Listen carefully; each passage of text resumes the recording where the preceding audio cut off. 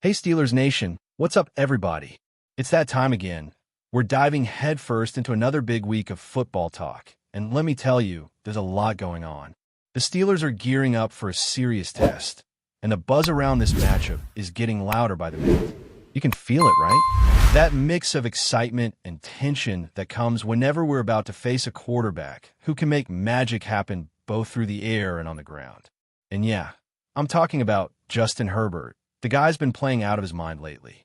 When you look at what he's doing statistically, it's not even fair. He's sitting at the top of the league among quarterbacks in rushing yards, with more than 300 on the ground. He's first in completions with over 200, and second in passing yards, closing in on 2,400. Add 18 touchdowns to that, and man, you start realizing this dude is not just good. He's playing at an MVP level. Whether people want to admit it or not, that conversation needs to include his name. Now, I know what you're thinking. The Chargers aren't perfect. Nobody's saying they are. In fact, they've got their share of problems, and some of them are big. That offensive line? It's been rough, and that was before they even lost both of their starting tackles. They're scraping by on the edges, and when your line can't protect, it doesn't matter how good your quarterback is, you're going to take hits. The running game hasn't been anything to brag about either. Romarian Hampton, a young back with a lot of potential, is averaging just under 5 yards per carry, sitting around 300 yards for the season. Promising, sure, but he's not the kind of guy that's going to carry an offense yet. Especially when you remember they built that offense around Najee Harris, and with him out for the season, they've had to completely shift how they operate. Right now, it's Herbert or bust. He is the Chargers. He's the one keeping them alive. Most of their 6 wins have come down to him finding just enough to outscore whoever's on the other side. But here's the real thing. The Steelers haven't faced a quarterback like him this year. Nobody with this mix of precision, arm strength, and the ability to break loose when the play breaks down. So yeah, it's going to be a challenge. And the players? They know it. You could tell after practice.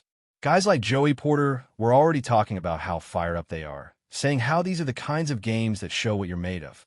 They weren't pretending like this was just another matchup. They know this one's different.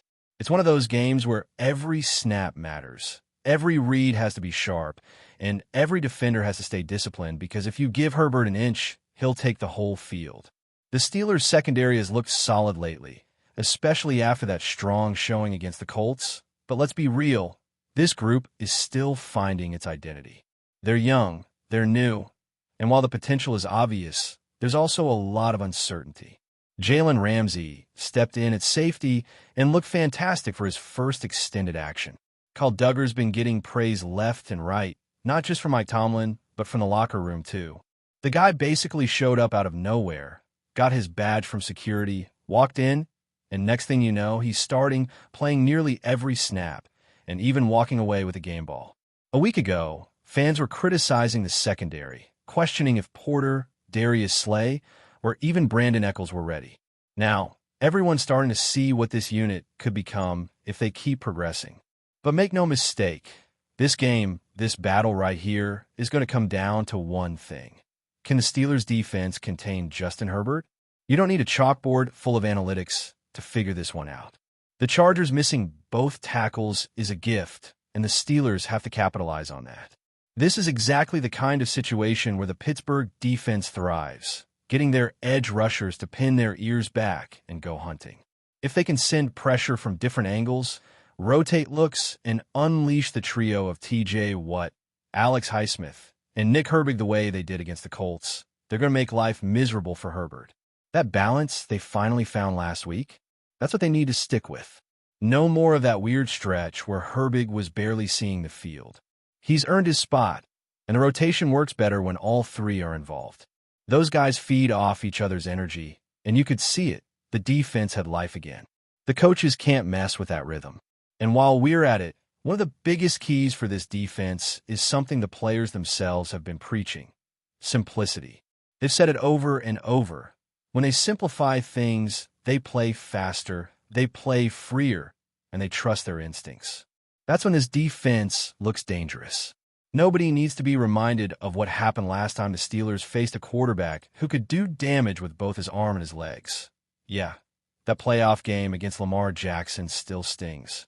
That was the game where the defense overthought everything, got way too cute with their schemes, and by the time they adjusted, it was too late. They had linemen collapsing in on the wrong guy, coverages breaking down, and all sorts of chaos. That can't happen again. You can't outthink someone like Herbert. You just got to get after him, force him off his spot, make him uncomfortable. And if he burns you a couple times, fine. That's part of the game. You live with that. But you keep the pressure coming. Because here's the truth. This defense has never looked bad from being too aggressive. The times they've struggled, it's when they've sat back, hesitated, or played scared. That's not Steelers football. This team's identity has always been built around attacking. From the days of the Steel Curtain to the blitz-heavy units under Dick LeBeau, the formula has always been the same. Hit the quarterback, set the tone, and make the offense feel your presence. When the Steelers get back to that mindset, when they stop worrying about being perfect and just play their game, that's when they're at their best. And for this week, that's exactly what they have to do. Herbert's going to make plays, no doubt about it. But if the Steelers' defense stays true to who they are, physical, fast, and fearless, then they can make this game about their terms, not his. The energy around the team right now feels different. You can sense it in the locker room, in practice, even in how guys talk about each other. They're starting to click. They're finding that chemistry that's been missing since the start of the season.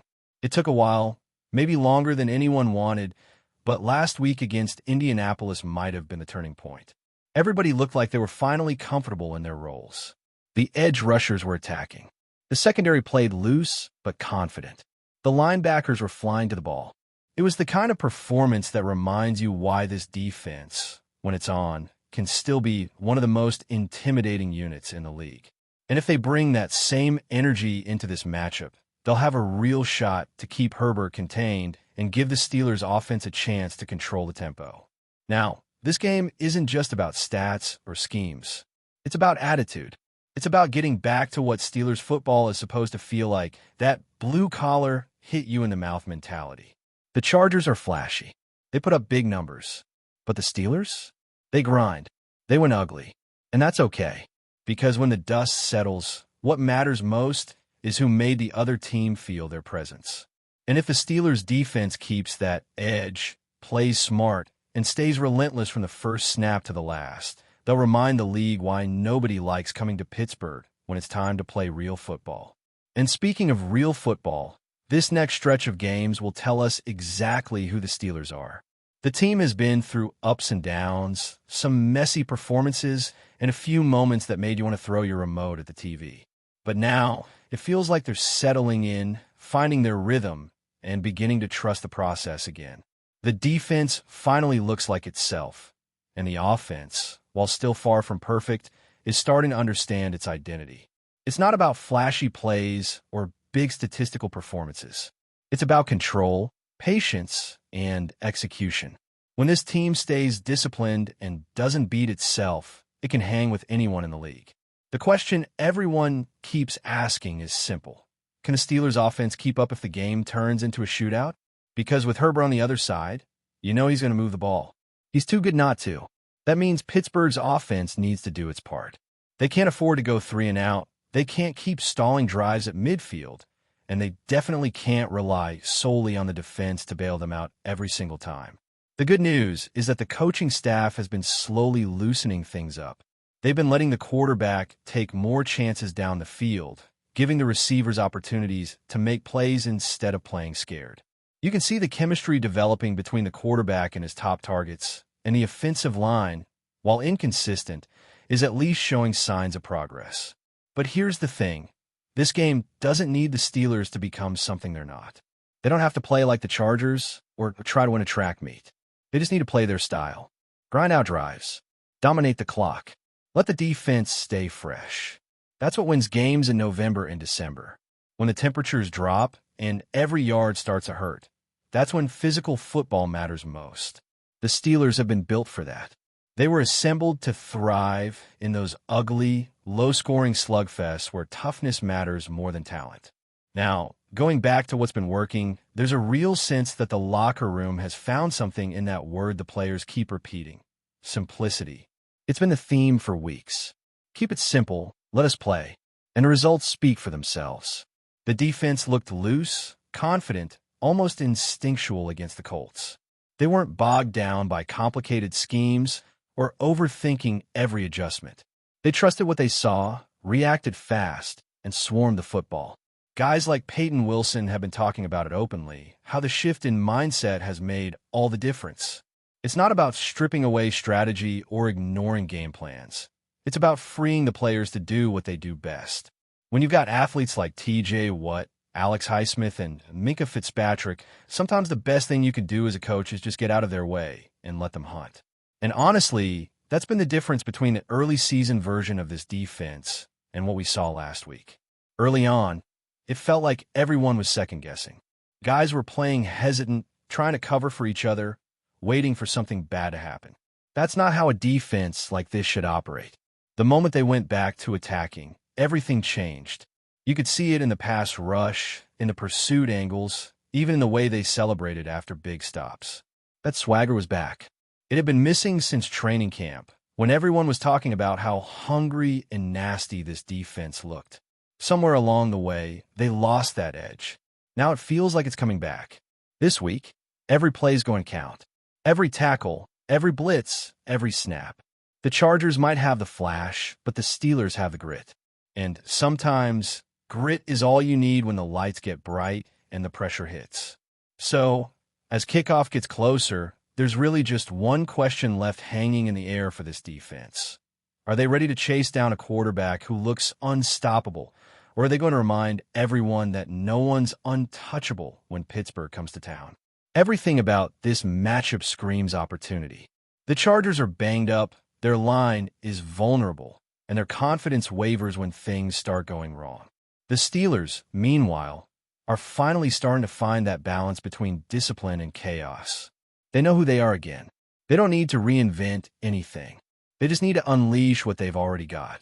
And if they do that, if they come out flying around, hitting everything that moves, confusing Herbert with disguised pressures and relentless pursuit, then we might be in for one of those classic Pittsburgh nights where the defense sets the tone and never lets go. That's what this fan base lives for. That's what this city breathes. And that's exactly the kind of football this game demands. But before we dive in, don't forget to subscribe to Steelers Nation Central and hit the like button on this video. Your support helps us keep bringing you the latest updates on the Pittsburgh Steelers. And don't forget to share your thoughts on the news in the comments below. Rumors are swirling around Pittsburgh as tensions reportedly reach a boiling point within the Steelers locker room. In what insiders are calling a bombshell moment, head coach Matt RODGERS allegedly unleashed a shocking criticism of one of the team's star players, stating bluntly, he thinks he's bigger than the team. Sources close to the organization suggest that this outburst did not happen behind closed doors alone. It was overheard by several teammates during a heated practice session, sparking immediate chatter throughout the facility.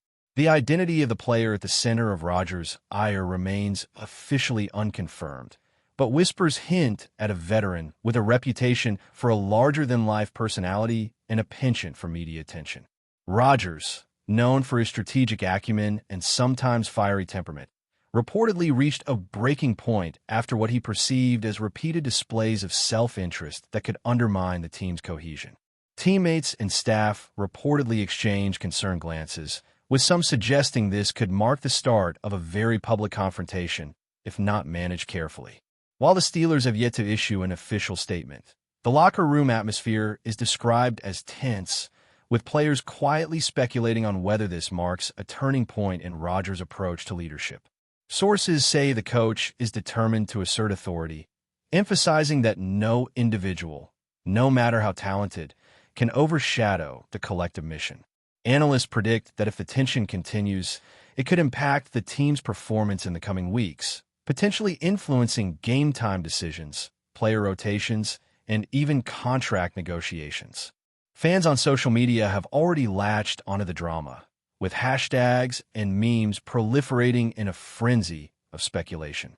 Some supporters defend the star player, citing past contributions and leadership qualities, while others align with RODGERS' strict stance on discipline and team-first mentality. The rumor mill shows no signs of slowing, and insiders warn that every practice, every interview, and every sideline gesture will now be dissected for clues. Whether this is a fleeting locker room spat or the start of a more significant shakeup remains to be seen, but one thing is certain. The Steelers are at the center of a storm that could redefine internal dynamics and fan perception. For now, all eyes remain on Pittsburgh, waiting to see how Rodgers, his squad, and the enigmatic player in question will navigate the fallout of a comment that has already set the sports world buzzing. That's it for this update. If you enjoyed the video and want to keep receiving exclusive news about the Pittsburgh Steelers, make sure to subscribe to Steelers Nation Central and give this video a like. We always look forward to hearing your comments and opinions. See you in the next video.